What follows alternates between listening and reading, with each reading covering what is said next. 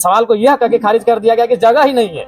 आश्चर्य, विनोद बिहारी महतो के लिए जगह नहीं इस राज्य में एक स्टेच्यू के लिए। घोर आश्चर्य विनोद बिहारी महतो के पैसे से बना है। वो उस समय वकील थे कि राजधानी में कहीं जमीन ही नहीं है जहां उनकी प्रतिमा बने। तो सोचिए अगर मेरा आपने देखा, आपने सूर्या हत्या इनकाउंटर देखा, आपने नगरी का मामला देखा,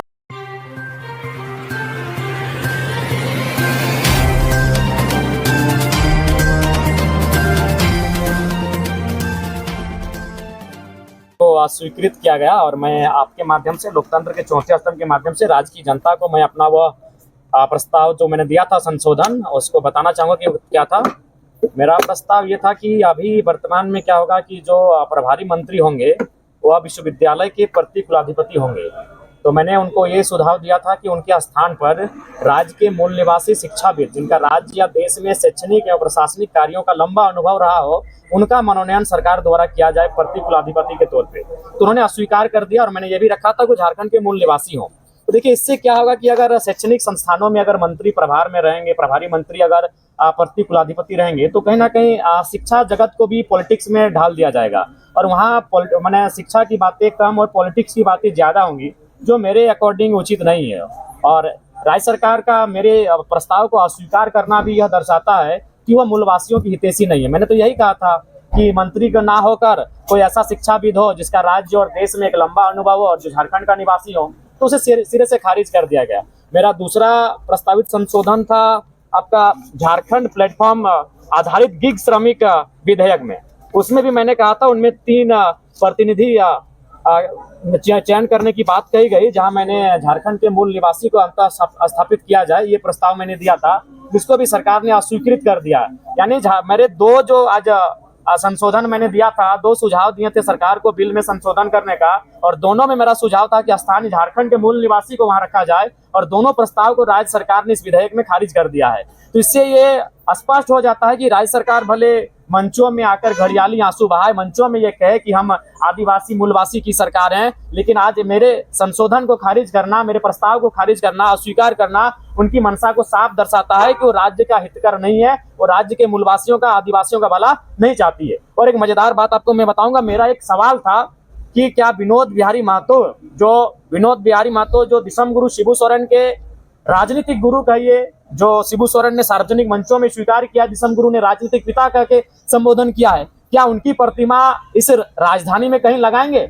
सरकार का जो उत्तर था बड़ा एकदम, मैंने उस उत्तर को सुनकर आप आश्चर्य करेंगे, सरकार का उत्तर था कि कोई जमीन ही नहीं है। अगर विनोद बिहारी महतो के स्थान पर अगर मेरा सवाल ये होता कि आप गुरु जी की प्रतिमा लगाएंगे, तो सरकार का क्या उत्तर होता? सरकार को इतनी कुंठित मानसिकता के साथ कार्य नहीं करना चाहिए। योगदान अगर गुरु जी का है तो योगदान जयपाल सिंह मुंडा का भी है, योगदान विनोद बिहारी महतो का भी है, लेकिन सवाल को यह करके खारिज कर दिया गया कि जगह ही नहीं है। आश्चर्यजनक, विनोद बिहारी महतो के लिए जगह नहीं इस राज्य में एक स्टेच्यू के लिए। घोर आश्चर्यजनक, जिस विनोद बिहारी महतो ने दिसम गुरु को अपने घर में रखा और उन्हें पढ़ाया, उन्हें राजनीति में लाया, और साफ शब्द में झारखंड मुक्ति मोर्चा विनोद बिहारी महतो के पैसे से बना है। वह उस समय वकील थे, दिसम गुरु इतने सक्षम नहीं थे। बेशक वो एक बहुत बड़े मास लीडर थे, संथालों की बहुत बड़ी आबादी होती है, इसलिए कॉमरेड AK राय और विनोद बाबू ने प्राथमिकता दी थी कि इस शख्स को बड़ा नेता बनाना, उन्होंने बना दिया।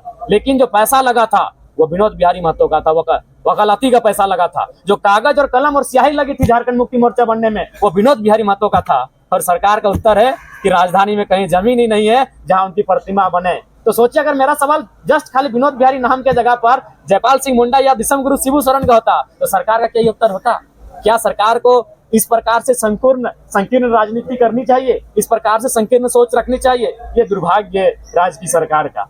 उसके बाद ये मेरा ही सुझाव था, अभी जो आप बहस देख रहे हैं कृषि को लेकर, अभी जो आप बहस देख रहे हैं अत्यधिक वर्षा को लेकर, ये मेरा ही सुझाव था सर्वदलीय बैठक में, और इस पर हमने अपना राय प्रकट किया है कि इस बार बारिश 33-32% ज्यादा हुई है। अतः जहां जहां क्षति हुई है, चाहे सड़क की क्षति हो, पुल की क्षति हुई हो, या किसी सेक्टर की क्षति हुई है, उसकी एक कम अवधि में भरपाई की जाए, और विशेषकर किसानों के लिए 500 करोड़ का एक बजट जो क्षति के लिए निर्धारित किया जाए। जिनके आवास का क्षतिग्रस्त हुआ है उन्हें कम समय में आवास अलॉटमेंट किया जाए, और जो अगर निधन हो जाता है, किसी की मृत्यु हो जाती है इस आपदा में, तो 10 लाख का मुआवजा उस परिवार को मिले, ये मैंने सरकार से मांग किया है। ये 2 जो मेरा प्रस्ताव मैं लेके आया था विधेयक संशोधन में, उन दोनों प्रस्ताव मैंने स्थानीय व्यक्ति का ही सुझाव किया था, और दोनों प्रस्ताव को अस्वीकृत कर दिया गया तो यह स्पष्ट है राज्य सरकार की मंशा कहीं ना कहीं राज्य के मूलवासी आदिवासियों के विपरीत ही है और उसी दिशा में कार्य कर रही है। तो आदिवासियों को तंग कर रही है ये सरकार? बिल्कुल तंग कर रही है। सिरम तोली आपने देखा, आपने सूर्या हंसदा इनकाउंटर देखा, आपने नगड़ी का मामला देखा। बिल्कुल आदिवासियों को आदिवासी राज्य में आदिवासी मुखौटा पहनकर राज्य की सरकार तंग कर रही है, परेशान कर रही है, प्रताड़ित कर रही है। धन्यवाद।